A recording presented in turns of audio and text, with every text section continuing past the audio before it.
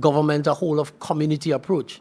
And so we recognize that the police service has been doing what it can, and we have confidence in our ACP, who is a Tobagonian, and his charges, who live and reside here. Most of them who born and grew up here, went to school here. And so we have confidence in the police service in Tobago that they are serious about reducing the level of violence, reducing the level of gun violence that we are seeing on our island.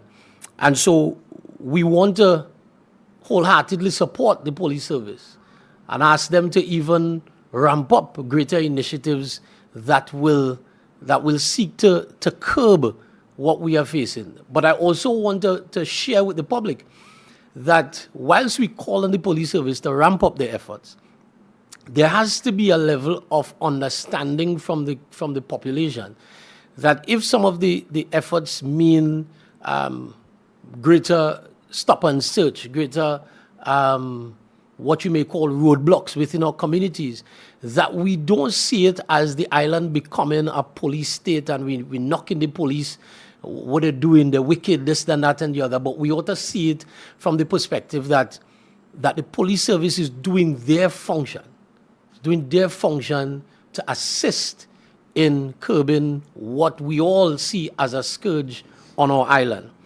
And so safety and security is not only the responsibility of the police service, but is also the responsibility of the Tobago House of Assembly.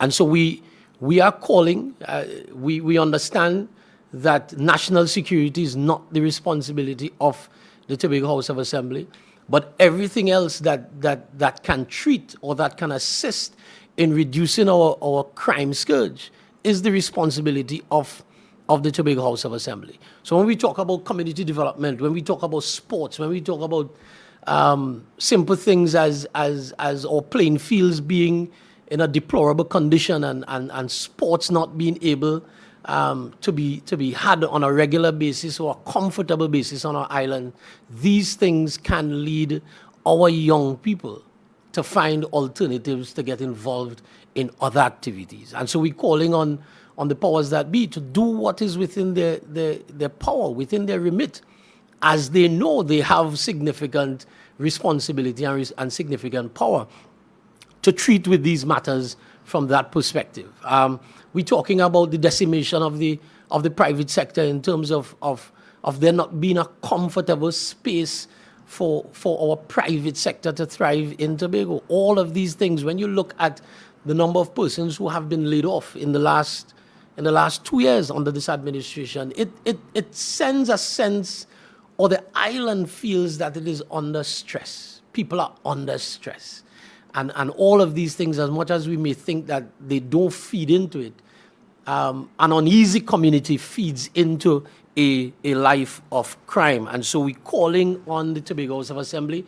National security may not be your responsibility under the 5th schedule, but security in Tobago, or the security of Tobago, is your responsibility. And it goes wider than just policing and border patrol and so on.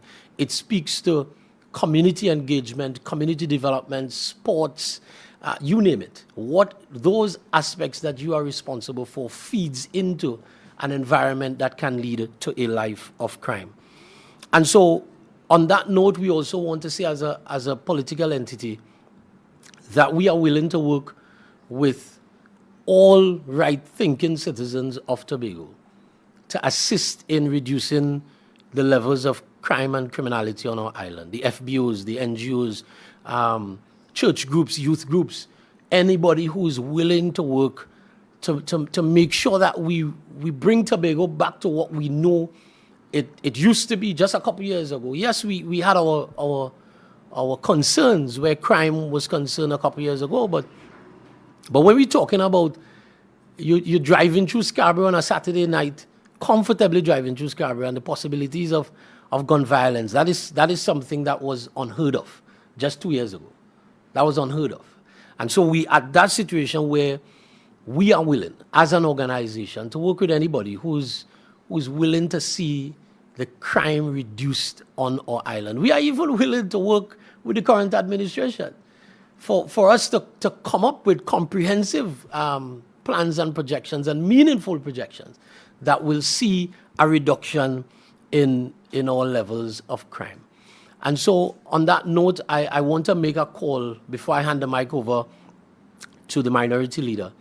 I want to make a call to the young people on the island of Tobago, or young men primarily, that the gun life and the bad boy life leads only one place. Well, leads two places really. It's either you end up in jail or you end up down in Buku, Bacalet, Plymouth, or one of the public cemeteries across Tobago. Or cremated, because we now have that service available on the island. So it is up to you whether or not that's the life that's where you want to end up. Right? And as the political leader is whispering in my ear, so they may not find you because you may go missing because some rival gang takes you, carries you somewhere, murders you, and we never find you again. And so the call is being made to our young people in schools, our young people in communities. This cannot be what your parents want for you. This cannot be what the island of Tobago wants for you. And this is certainly not what I, as a politician, and my fellow politicians on this table want for you. And so we're asking you to reconsider the direction you're going. That gun life is not what it is about. Can't be. So we're asking you as a community, as a country, as an island, that we don't need any more bloodshed on the streets of Tobago, in the communities of Tobago. We don't need any more gun violence. We don't need any more chopping, no more stabbing, no fight.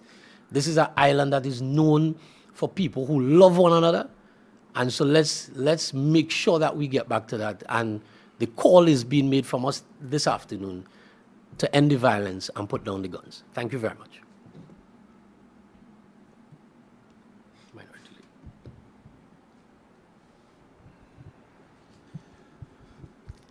Thank you, Lawrence, and let me say a pleasant good afternoon to each and every one.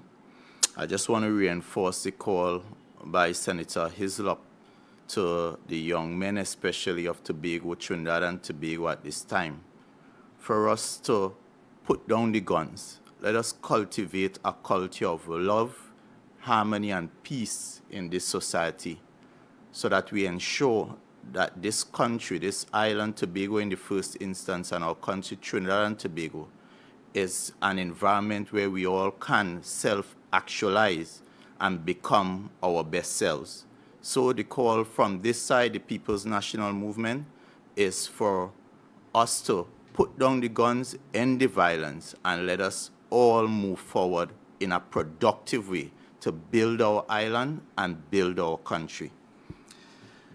Ladies and gentlemen, this afternoon I want to spend some time speaking to you about tourism, the tourism sector, which is the lifeblood of Tobago. And I always liken the tourism sector to Tobago's oil and gas, because if done right, it can generate similar levels of foreign exchange and a similar quality of life for all of Tobagonians to enjoy. And therefore, it gives me no joy to basically tell Tobagonians today that in the division of tourism, transportation, and antiquities, it is in a hot mess, both literally and figuratively. You see, while in the Caribbean, we are seeing an uptick and increase in tourist arrivals in Jamaica, in Barbados, right next door, Grenada, we are seeing record levels of international tourists coming to enjoy the Caribbean as a whole. Yet in Tobago, the recovery seems to be very stagnated. Just recently, I had a friend who was trying to get a room in Barbados, and there were almost no rooms to be had. And when you look at the kind of prices, because you have the demand The hotels now can drive their prices up, and you would be amazed to know that to get a room on a weekend in Barbados is something all upwards to 300, 400 US a night for a decent hotel.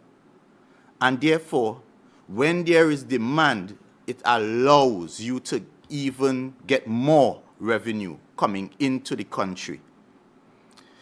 What another aspect of the tourism we are seeing in the Caribbean is an emphasis on sport tourism.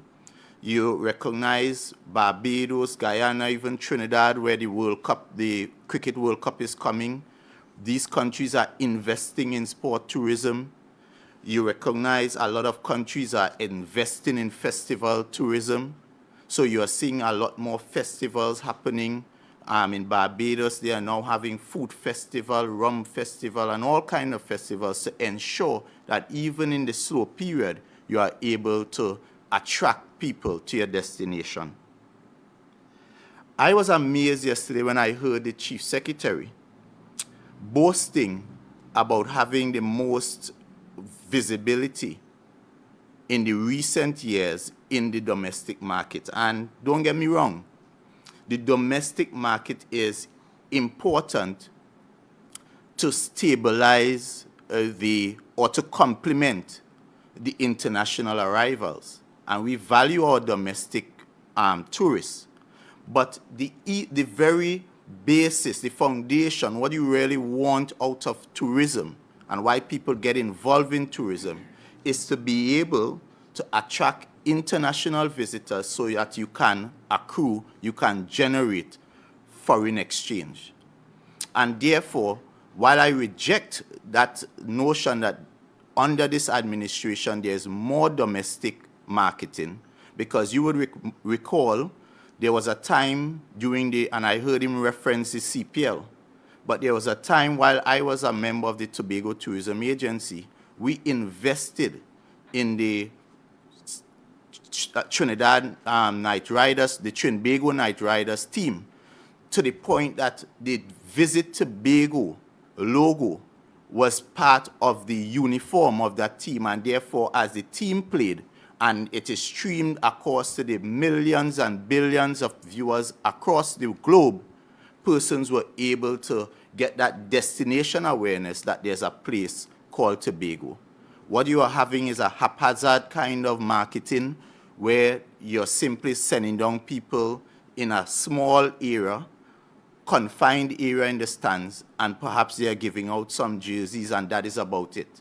But where is the global presence? Where is the presence to market the destination outside of Trinidad and Tobago so that we can have the attraction, we can attract tourists and get the arrivals? One of the greatest challenges that we are encountering in this whole scenario is one of leadership. And leadership, based on when you listen and you view the purported resignation of the CEO, of the former chairman of the Tobago Tourism Agency Limited, as per the correspondence, you would see there's a void of leadership. In fact, she herself intimated that the Tobago Tourism Agency has imploded, the board has imploded, and so its management.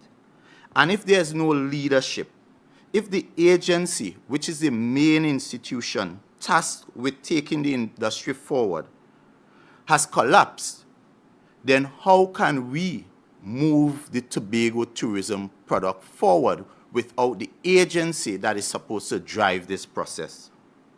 So the question is, what is the marketing plan? Is there one? What is the product development plan? And is there one? What about research and product development? What is happening there? What about the areas of sites and attraction? How are we bringing to market new sites, new attractions, new things to engage foreigners, to excite them, to make them want to come to destination Tobago? What is happening with the programs such as the Green Key? What is happening with the the certification programs to ensure that we have standards such as TTIC? And what about the tourism accommodation upgrade program? What about the tourism hotel repair program? It is my understanding that there are persons currently waiting for their second chance in that hotel upgrades program. And you remember, the government of Trinidad and Tobago gave to the Tobago House of Assembly via the Tobago Tourism Agency the mandate to treat with the upgrades of hotel as part of the COVID recovery strategy. And that those funds were prudently managed during the period of the PNM. However, I am hearing persons at this point who would have applied and been approved are still waiting on the second tranche of that subvention to go forward with their upgrades. And this is quite disappointing, because we know one of the competitive advantage, if you want to compete in this very competitive environment, is that you have to have quality room stock. And therefore, if this administration, this division of tourism is stifling even the quality of rooms that we have in the market, then you know they are not serious about tourism. And therefore, I also want to raise the question of payments to agents, and that is those companies or persons that represent the destination in our main source markets, such as Germany, the United Kingdom, Canada, etc. It is my understanding, and I'm asking the question, and I would like the Secretary to respond. I want the Secretary to tell us whether at this time the Tobago Tourism Agency is owing reps to the point that in the German market in particular, there's a trade show called Booth, and that trade show is the world's largest trade show for yachts and water sports. And therefore, at this point in time, it is my information that because there are outstanding fees owed to the rep in that market, Tobago may not have a presence at that very important trade show.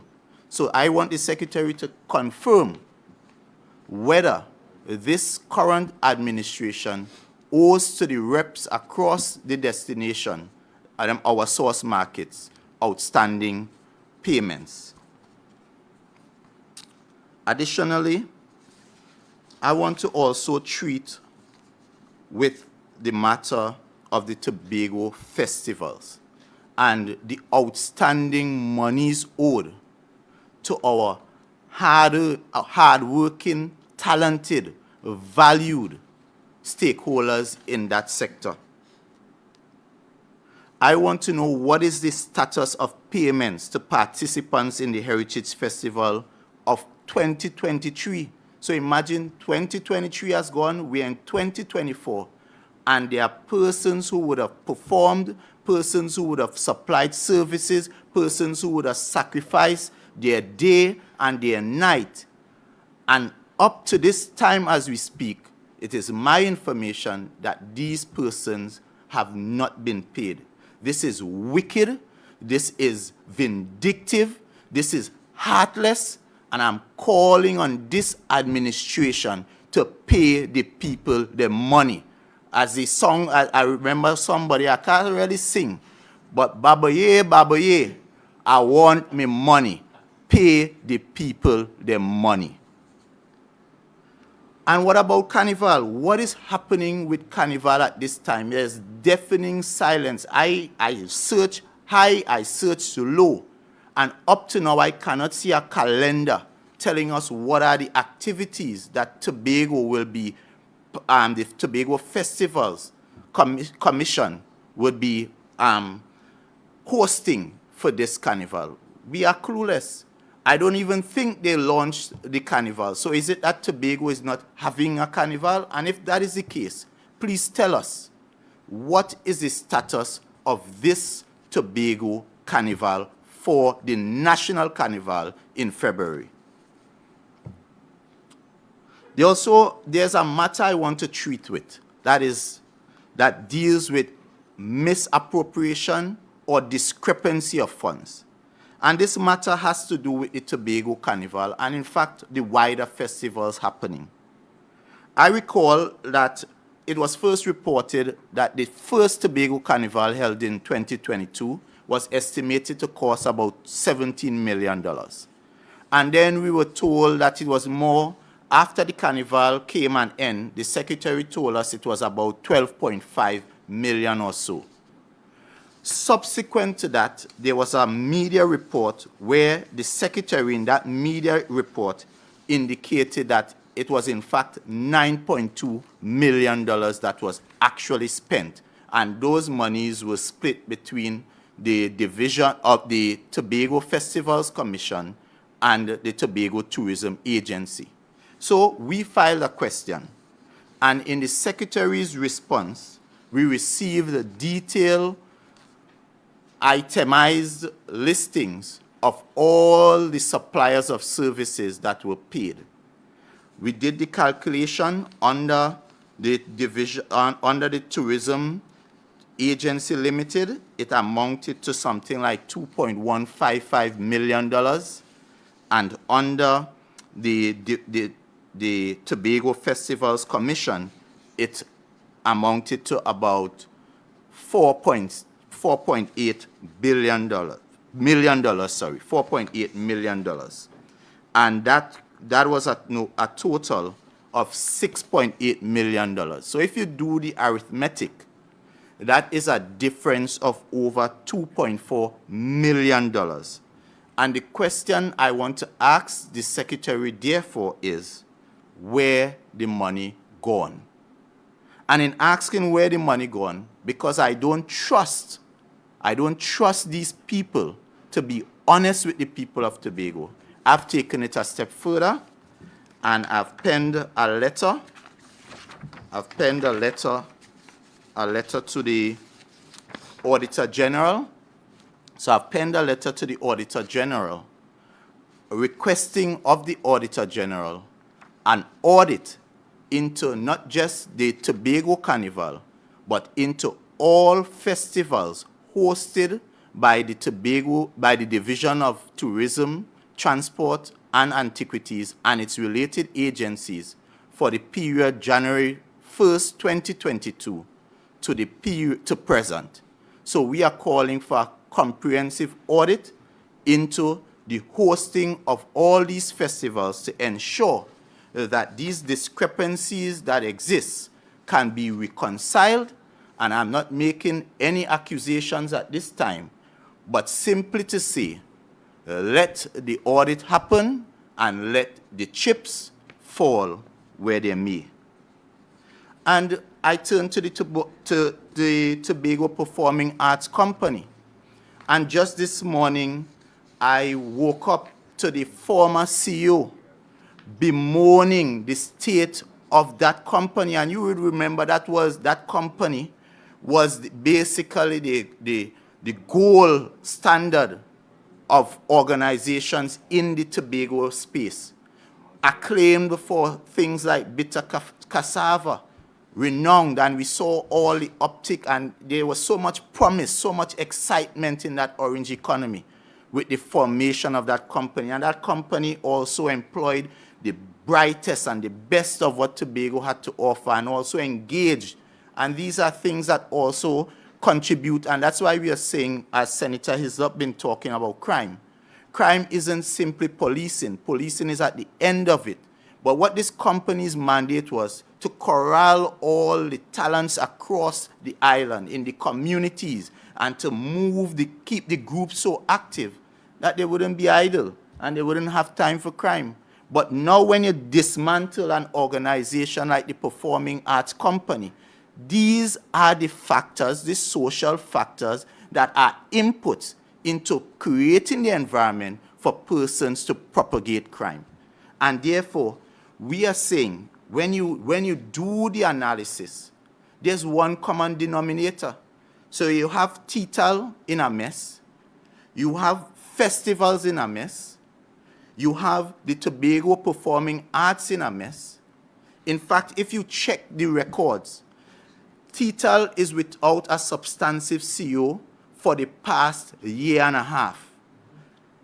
Tobago Performing Arts Company is without a CEO for almost a whole year, half a year or so, or been in and out of a CEO for about a year. So much instability.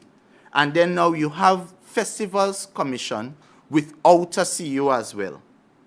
If you do the common denominator between all the chaos and the confusion, it is the secretary. And we must admit and we must appreciate that everything rises and falls on leadership. Where you have good leadership, you have good outcomes. And where you have poor leadership, you have chaos and you have the confusion that we are seeing today. And therefore, I appreciate the Chief Secretary's call and his indication after trying not to want to heed the advice of the minority and the PNM to hold true to his word and call the reshuffle that he promised. It seems as though his good sense has finally prevailed and we will get the reshuffle, though I'm not holding my breath. But I think one of the easiest and one of the low-hanging fruits, so to speak, would be this division of tourism, transport, and antiquities. The workers there are waiting to exhale. The board members there are waiting to exhale. The stakeholders are waiting to exhale. And Tobago as an island, we are waiting to be relieved of the incompetence that exists and resides starting from the Secretary of Tourism. And therefore, I simply want to say to Tobago at this time that we have to be our brother's keeper. We have to take stock of what is happening on this island. And we, as Tobagonians, need to have our voice raised when it comes to this division of tourism, because what is happening, some of the things that are happening, could be so detrimental that if we allow it to go down the road it is going, it would be too late to pull it back. So I want to thank you at this time for the opportunity to speak on this matter, and I just want to reiterate the key points, which is the call for an audit across the board throughout the agencies of the Division of Tourism to ensure that we can account for every last cent of the monies that they told us that they spent and for the existing discrepancies that they would have reported. And also, we are also calling as one port of call for reshuffle, a change to the leadership of the Division of Tourism. I thank you. Thank you very much. Of course, it's a pleasure to speak at yet another PNM Tobago press conference.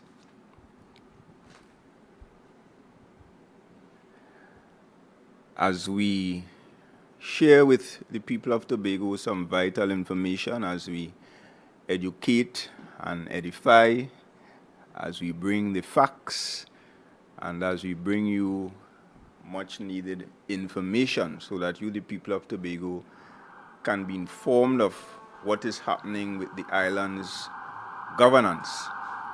I want to thank the speakers that went before me, my colleagues, Senator Hislop and the Minority Leader, Mr. Morris. They, of course, dealt with two very important issues, the issue of crime and the situation with our very important tourism sector. I want to treat with another very important issue called Tobago's autonomy. I want to talk to you about where we are, why we are here, also a bit of where we came from, and the PNM's position in Tobago, and I'm saying the PNM in Tobago, our position, and of course, what we believe should happen in the next coming months. Firstly, I want to talk a bit about the history of Tobago's autonomy, because there tends to be a lot of misinformation coming from our opponents, in particular the Chief Secretary, who I would say is the chief of lies and misinformation in Tobago at this time, and perhaps the country, because I'm not aware of anybody else in public life in Trinidad and Tobago who is so hell-bent of spreading blatant lies and speaking complete untruths to the people of Tobago with respect to public matters. And I want to talk about autonomy from the period 2013. I'm not going to go too far back into the 1970s and 1980 and 1996, and of course the John Prince Committee, which was established in 2004 by the PNM. But I want to share the accurate history, because that history is going to tell a particular story. And that story is that the People's National Movement, both in Tobago and in Trinidad, has been the only entity that is serious and committed to pursuing further autonomy for the island of Tobago. And let's look at 2013. In 2013, there was a Tobago House of Assembly election in January. I remember it as if it was yesterday, because I was elected to the THE at that time at the age of, I think it was a week after my 26th birthday, as a young freshman, fresh and handsome man, in the Tobago House of Assembly. I was beaming with excitement, and I was, of course, very prepared to, respect my leaders and to learn. And I'm sure as time went by, you recognize that I've learned. And those of us in the PNM, we have learned from the best. So at that time, the former Chief Secretary, who was recently laid to rest, God bless his soul, reached out to Mr. London, the then Chief Secretary, for a meeting. And unlike the response that Mr. Charles got from Farley Augustine, which was several missed calls and no responses to telephone calls, Mr. London at the time responded to Mr. Charles immediately. And the records will show that the two gentlemen met on the last day in January, less than a week or less than 2 weeks after the election, to discuss a number of issues. And of course, the most important issue perhaps that was discussed at that meeting was the issue of more autonomy for the people of Tobago. And they agreed in principle on the way forward. And that way forward was that Tobago, especially the leaders in Tobago of the various political parties, needed to put aside their political banners, their political symbols, their political colors, their political philosophies and ideologies, their differences, put aside all the pumpkin talk and all the pecan we gave each other during the campaign, and come together in the best interest of Tobago. And Mr. London agreed. And discussions went into the development of the Tobago Forum of Political Parties. And that did not only involve the politicians, but other distinguished Tobagonians were invited to the table to contribute. People like Alan Richards, Ingrid Melville, and several others were involved. And that forum was established less than 1 year after that, or perhaps exactly 1 year, because the records will show that the first meeting of the Forum of Political Parties was in January of 2014, 1 year after the Tobago House of Assembly election. And Ashworth Jack, I can't remember if he was still the leader of the TOP at the time or if he was the former leader, because of course after the Tobago House of Assembly election of 2013, the TOP was wounded and really was in a comatose state at the time. Right? The PNM is the only political party that will lose an election and keep on ticking and kicking, looking to make our way back into office. So Ashworth Jack, Ho Choi Charles, Orville London, Neil Wilson, Stanford Calendar, I think, were the politicians that started the Forum of Political Parties, and they were ably supported by other well-respected Tobagonians, attorneys, Ingrid Melville, Gilbert Peterson, senior counsel was part of that as well, or is he Queen's Counsel by now? Queen's Counsel? King's Counsel, yes, the Queen died. So yes, Mr. Peterson, Alan Richards, a former distinguished public servant, and several others were part of that process. And for the first time, we had a situation where all Tobago leaders of the various political parties signaled their intention to come together, and were actually coming together publicly in the best interests of the people of Tobago in pursuit of further autonomy for the island. But by the time they got to the second meeting, Ashworth Jack left the building. I shouldn't say this, but it was speculated that his colleagues in Trinidad at the time, the members of the People's Partnership, pulled him from that team. All right? So he no longer participated after about the second meeting. However, Mr. Charles and Mr. London and the other persons involved continued with that process. And there were consultations. I remember attending at least 3 of those meetings, one at Works Conference Room, another I think at the Scarborough Library, if I'm not mistaken. There was another meeting at Roxborough Secondary School, and I think the largest of them all was at the Signal Hills Secondary Comprehensive School, where over 2,000 persons, if my count was correct, if my memory serves me right, attended that consultation.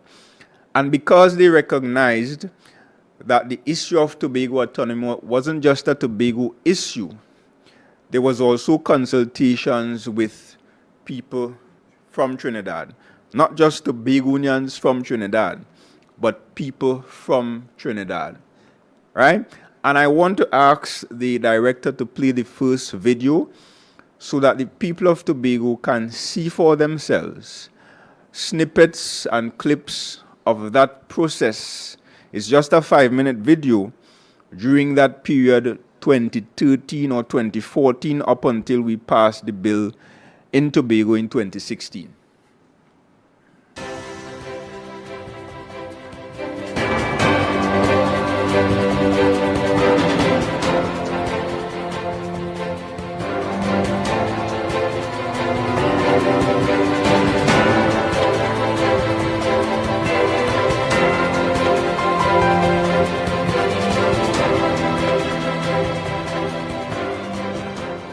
I think that for clarity's sake, that what we have put down here in words should be spelled out in terms of having maps which will show clearly what the delineations are. My respectful view to the forum was that you do something that you come up with a clause that you think might be able to open and invite the discussion and invite the debate, because you know there will be debate, there will be input, and you could never have the final product if you're going to get further views and debate. So it's to put something that is sufficiently plausible, something that is going to convey what you want to achieve, and then get the process moving forward. I'm also happy that I think I'm getting the impression that the terminology is now correct to be talking about self-government. Let us all drop the internal, please.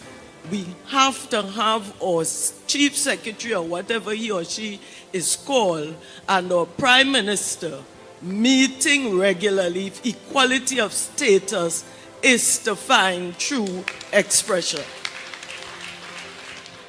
I maintain, for your consideration, that our presence here is a new beginning. I'm putting it to you, brothers and sisters, that autonomy for Tobago is a must. Say a must. A must again. And we have to move on. Over the past 14 years since I returned to Tobago, I have been working with an organization that is based in Trinidad. And I know how hard it is as a Tobagonian. You have to fight to let them just remember Tobago. So many things will be said, Trinidad, Trinidad. And I will have to say, what about Tobago? And it is very important for us as Tobagonians to do as the other speakers said. We have to stand up and fight. We Tobagonians have got to shout, and if necessary, we're going to walk from Charlottesville to Crown Point, because we are insisting that we must have self-government. I believe that at this point in time, we need to develop a national political strategy for moving these demands forward, a national legal strategy, an international legal strategy, and an international political strategy. I say that because there are so many mechanisms that are there before us, so that all this work does not become a dust collector. We can't just hand it over and wait for people in their own time, at their own will, to grant us what we are asking for. Those who are in favor of the motion, please. Who is going to second the motion? Thank you. My name is Vanessa Boyce, and I would like to second the motion for democratic self-government for Tobago.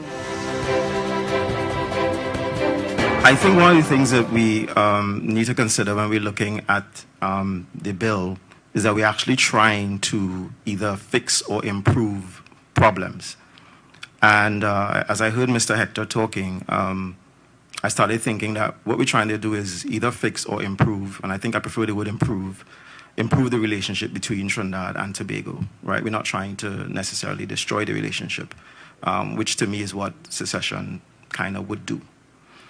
And I think if we look at it like that, we might look at the bill a little bit differently.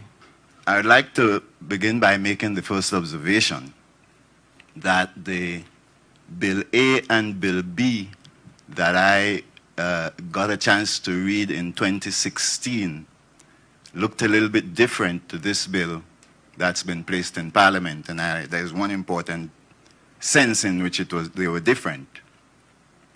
They both included definitions of Tobago and Trinidad. And that's a glaring omission in this bill. I am all for autonomy, but I'm saying that with autonomy, there must be accountability. What I'm hearing coming out of the deliberations this afternoon is a concern of Tobagonians for a more improved contribution by the central government towards their way of life in all aspects.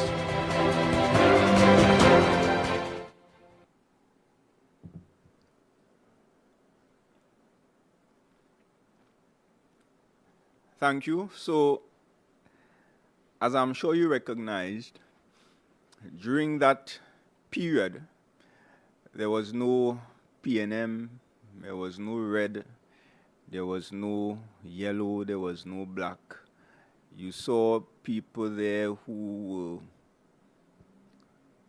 PNMites, who were not PNMites, who you might consider haters of the PNM, opponents of the PNM.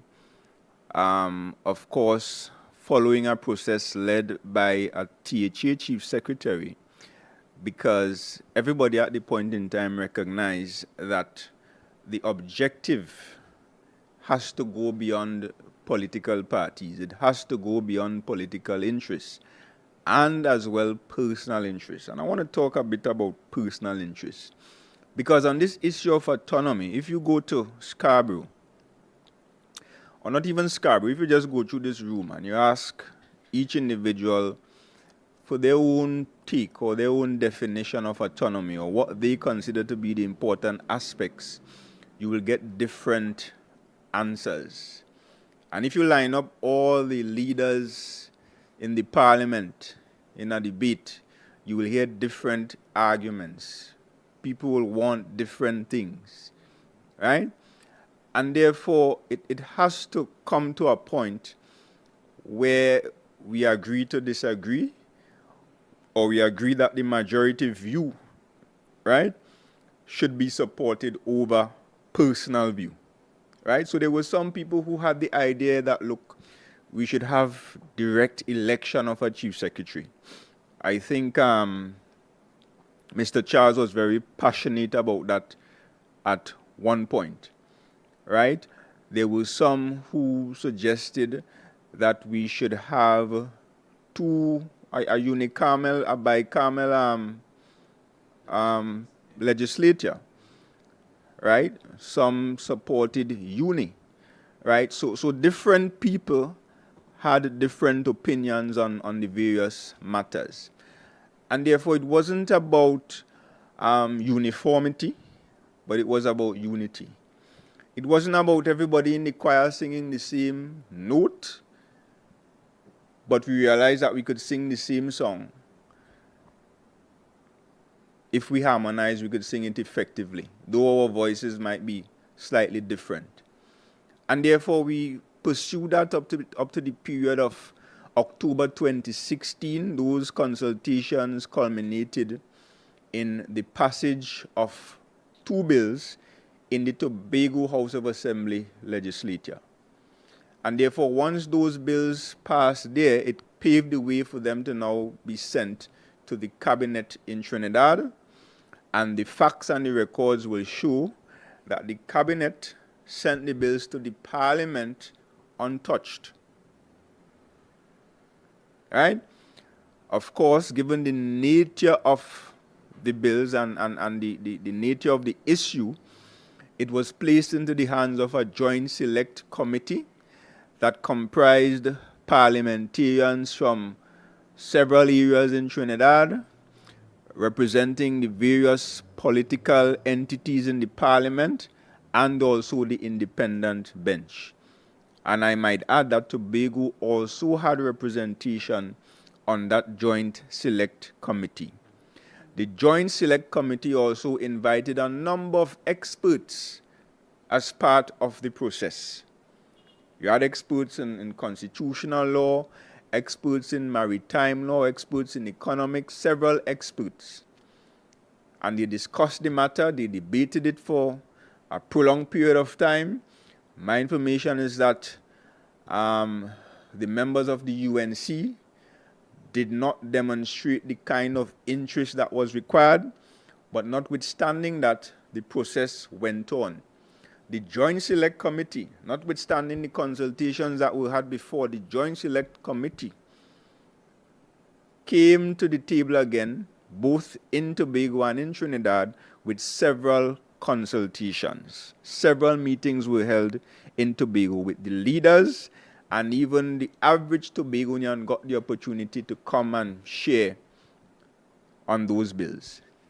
But I want to say this to the people of Tobago, that when we passed those bills in 2016 in the THE, when Mr. London was the Chief Secretary, our position was that we were going to put our best foot forward, in that we will put our strongest position forward on the negotiating table, because we understood that it was going to be a negotiation. No bill goes into the parliament and is passed in its original form. That is not how legislators work. That is not how legislatures operate. People will debate, people will seek advice, and you don't always get what you want. But our position was that we will put Tobago's best case. So if we ask for 100 and they give us 70 or 75, then we did not lose anything. Right? So, of course, we got to a situation where, due to the intervention of the Tobago-born Prime Minister, the process was moved through the Joint Select Committee. I think it went through 2 periods, right? The 2015 to 2020 period, and then it went over to the next parliamentary period after that 2020 election, and then the bills finally came out sometime in 2021, following the 6-6 tie. So then we had the bills. People had the opportunity to express their views. The PNM, we expressed our views. I expressed my views in writing. Several persons expressed their views. And there are some areas in the bill that I feel passionate about. There are some things in the bill right now that I may opt for a different approach. The bill says 6.8% as the recommended figure. I may find it should be 12%. Other Tobagonians may tell you 15%, and they could give you proper justifications as to why it should be 15%. But at the end of the day, it is a parliament comprising 2 political parties plus an independent bench. Experts will weigh in, Tobagonians will weigh in, Trinidadians will weigh in, because internal self-government for Tobago is not just a matter for Tobago, it's a matter for the entire country, right? And therefore, again, Tobago was faced with a decision in 2021, whether we will continue to speak with one voice, as we did from the period 2013 to 2016, or whether we were going to break ranks for political expediency. And it is unfortunate that, again, the records will show that particular individuals on this island chose political expediency and their own personal agenda over the Tobago objective. And I want to ask the director to play the second video. And I will never sell out. And I know that we will have some sellouts. No society has ever experienced a revolution without sellouts. When Moses was attempting to take his own brothers and sisters out of captivity down in Egypt, Moses had to turn around and kill one of his own brothers who was a sellout. And sometimes metaphorically, of course, you have to sadly kill one of your own for the larger society and community to progress and to have the revolution that is absolutely necessary. And so I say to you, Tobago, that these bills fall woefully short. Yeah. So we are not arguing and saying throw away the bill that you have before Parliament. That's not our argument. Our argument is you have something before the Parliament. That is a good starting point. Okay. Don't throw that away. Just put in these things and make these slight changes and we're good. Okay. That's all we're saying. Very good. And we hope the government is not resistant to that. Let's take some money. So, in the space of just about 2 years, we went from the bills being woefully short. We went from I think at one point in time he said the bill should be torn up and thrown away, to the point that the current opposition leader was so emboldened that she herself tore up the bills on national television. So in 2021, the bills were woefully short. And the clarion call from him and Mr. Charles was to reject the bills. Don't support the bills. They even went further to write to every parliamentarian, citing, I think, about 6 or 7 issues, 5 of them which were already catered for in the bill, and said to the parliamentarians, either you make changes to this or reject it. In other words, it's my way or the highway. And then 2 years later, from woefully short to it now requiring slight changes. Slight changes. The fact is, Tobagonians, that we should have gotten autonomy back then, because the People's National Movement was and is still committed.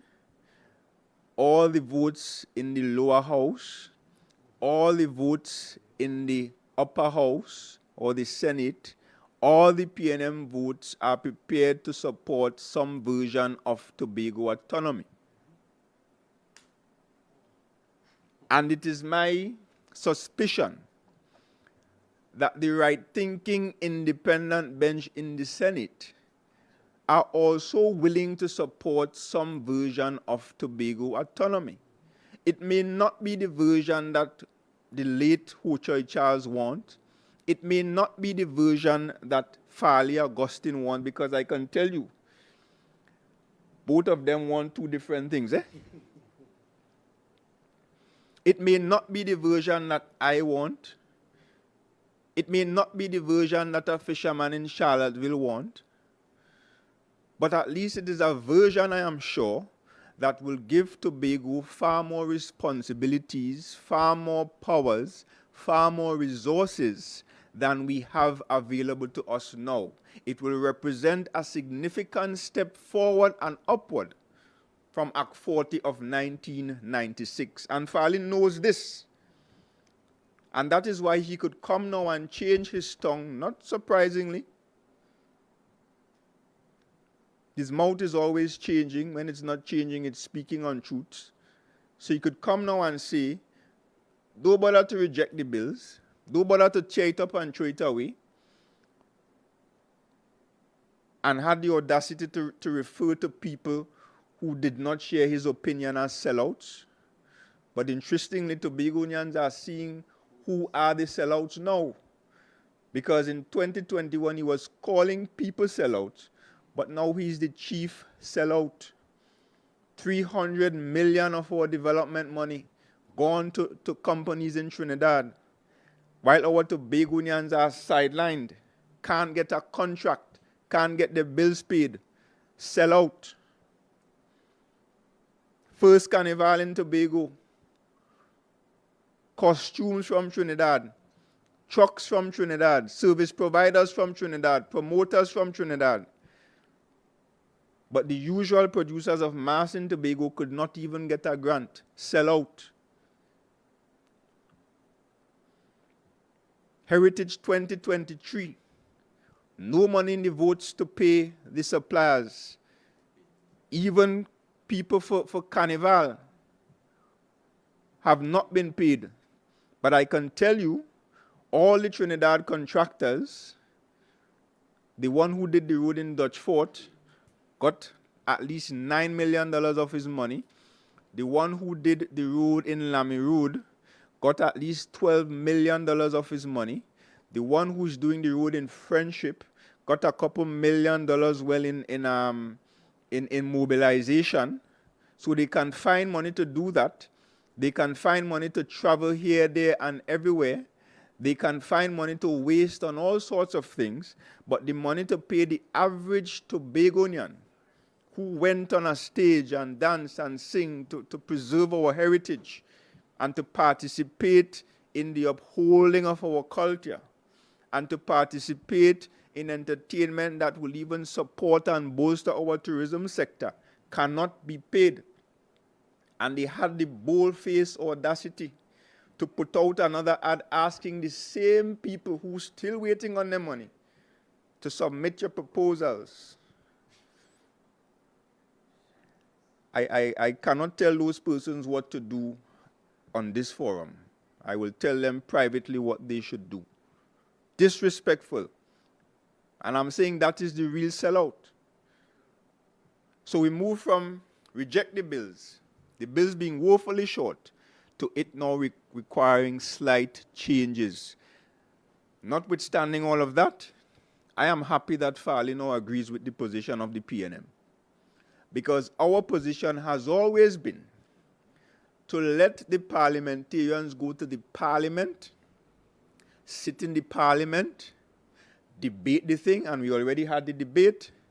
Interestingly, in the debate, all we heard from the UNC contributors was what Ho Choi said and what Farley said.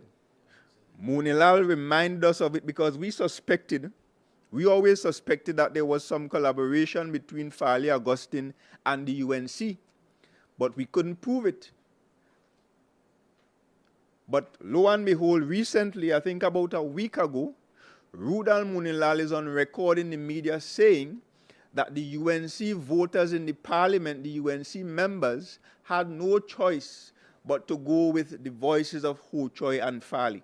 So you ignored 60,000, you ignored 3 years or more of consultations, you ignored me, Kelvon, Lawrence, and all the other Tobagonians that had a different view, and your reason for rejecting the bills was Ho Choi Charles and Farley Augustine, because apparently those are the only two individuals that matter in Tobago.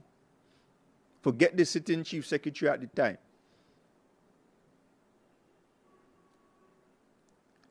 And hence we are here. So the Prime Minister has indicated that the bills will be going back to the Parliament, and we will have the opportunity to separate the sheep from the goat. We will get to see all who love Tobago and who don't love Tobago.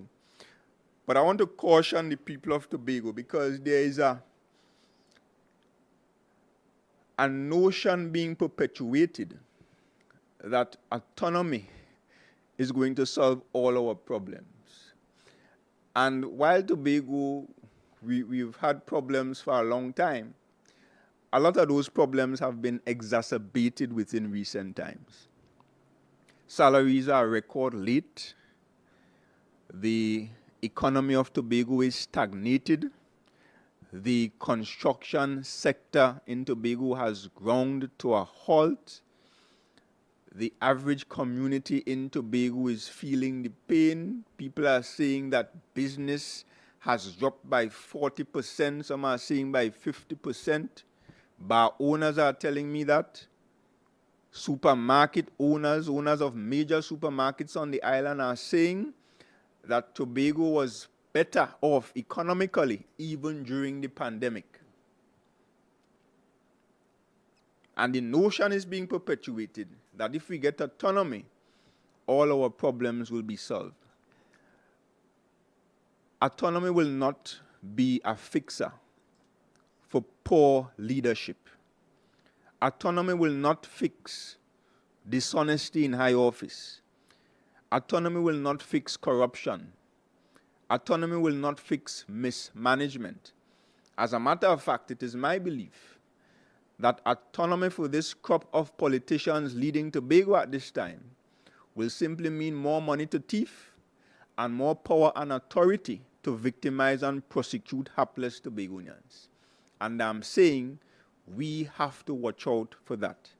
So yes, we support autonomy as we have been doing for the last decade and more. We support the current bills in the Parliament. Of course, we expect that the parliamentarians will debate it.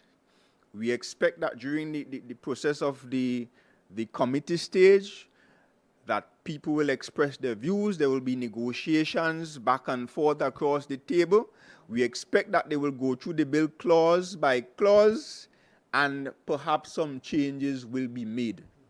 But as long as the bill represents more for Tobago, as long as the final law that is passed will give us the opportunity to make laws for the areas of responsibility that we have now in addition to some others, as long as it will guarantee additional resources for Tobago as part of the national budget, as long as it will define Tobago as the people of Tobago wants it to be defined. And when I say the people of Tobago, I mean the majority of Tobagonians. Because some will say 200 nautical miles, some will say 6 nautical miles. But my belief is that the majority of right-thinking people will understand what is reasonable especially if we intend to continue to operate within the arrangements of a unitary state. So we will support autonomy. And we will not be doing like them. I will tell you, the PNM and Tobago will not be doing like them, going and hold further consultations. We've had consultations for years. We supported the process. The bills are now before the Parliament, and the parliamentarians must now do the work. And I can speak for all the parliamentarians in the Parliament as a deputy political leader of the PNM that those bills will receive the support of the PNMites, the PNM members in the upper house and the lower house. Those votes are guaranteed in support of the bill. But all of us are aware that it requires the support of the United National Congress. So I will hope that now that Farley is saying the bill just requires slight changes, I hope they would now talk some more to Farley, because we know they have been talking. So I hope they will talk some more and determine what those slight changes are that they will be willing to support. We will take some questions at this time.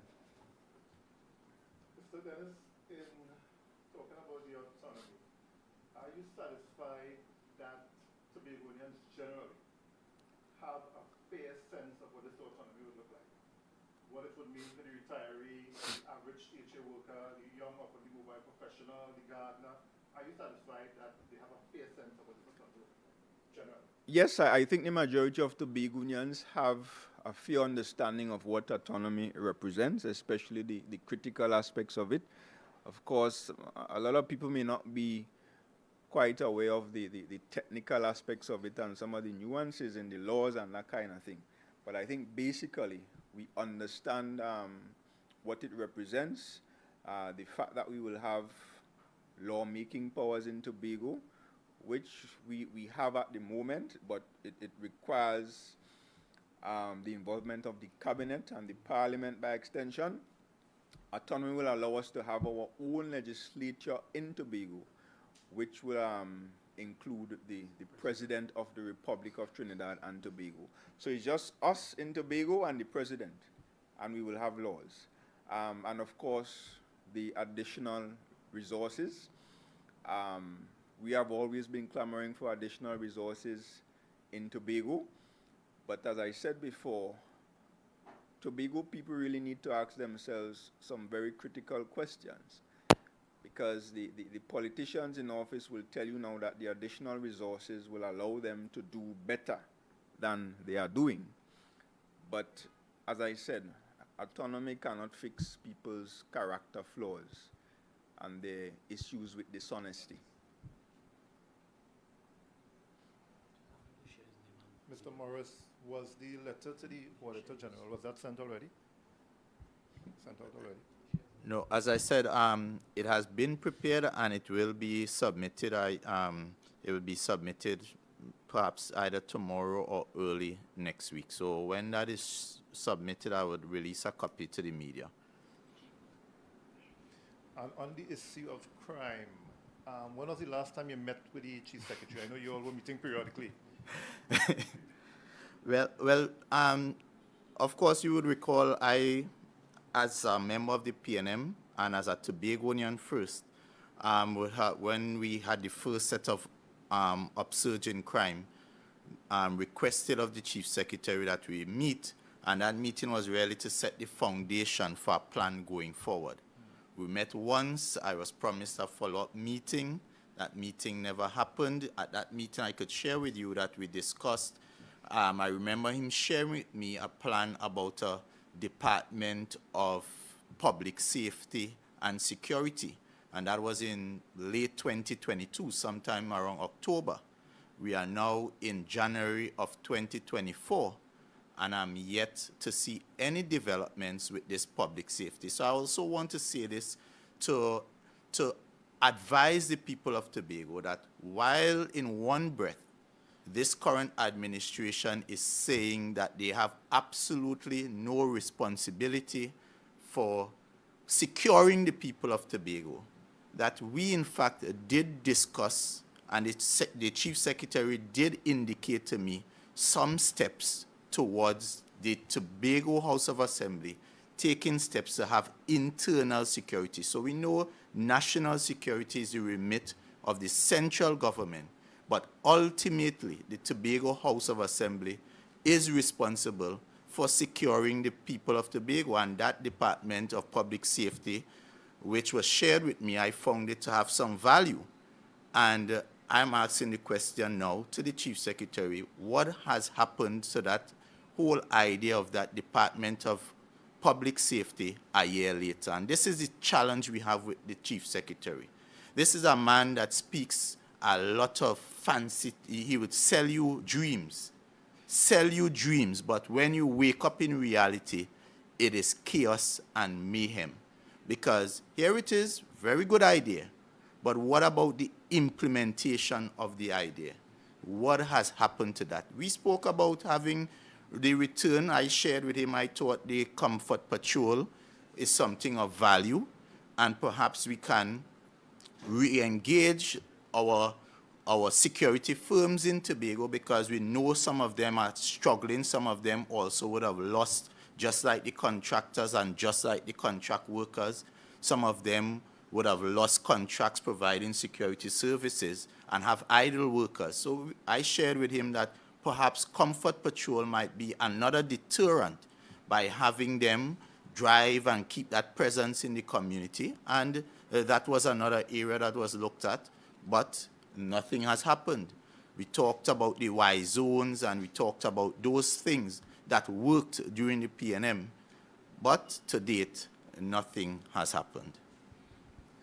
Mr. Dennis, can you give an update on the PNM's rebuilding process? I'm assuming you all are mobilizing for both the THA and general elections?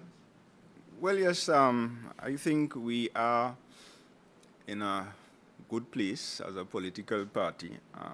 Not that we will be complacent, but we continue to engage our membership and Tobagonians by extension. We have held a number of very successful events over the period. We have had political meetings which were very energized and well attended.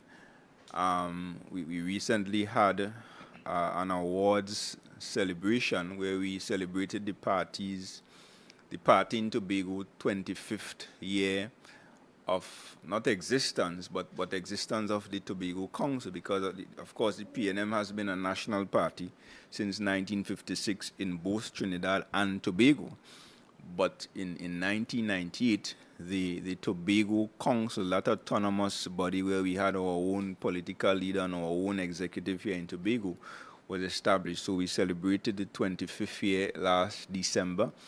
And we also recognize the contributions of some of our key foundation members and supporters, some of our distinguished leaders, whom all of us are proud of, not just in the PNM, but across Tobago. People like Orville London, Stanford Kalinda, Hilton Sandy, Wendell Berkeley, and several others.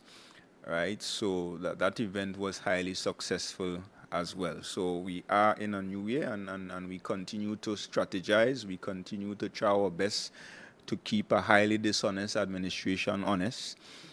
And we continue to engage not only our membership, but the people of Tobago, and we are looking forward to 2024 as we prepare for future elections. The PNM continues to be strong. We continue to be well-oiled. We continue to be a very disciplined and properly structured organization. We will not be off to the EBC to register any new political party or to establish any new color. The PNM continues to be the PNM in Tobago, win, lose, or draw. And we continue to fight for Tobagonians, and you will continue to hear and see more of the PNM between now and 2025.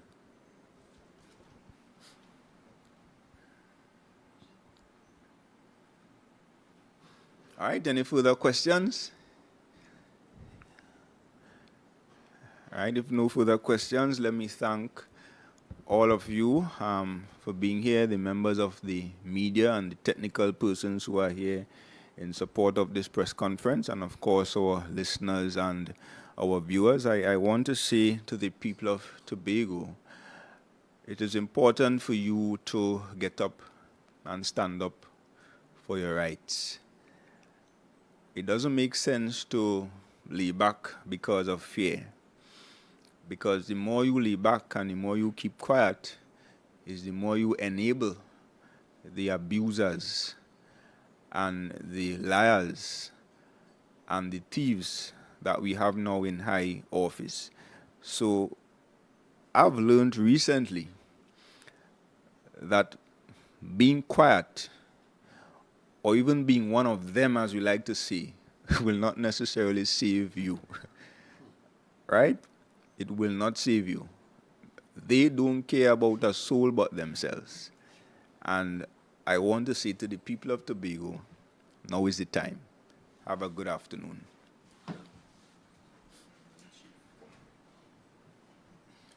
Good. Well done.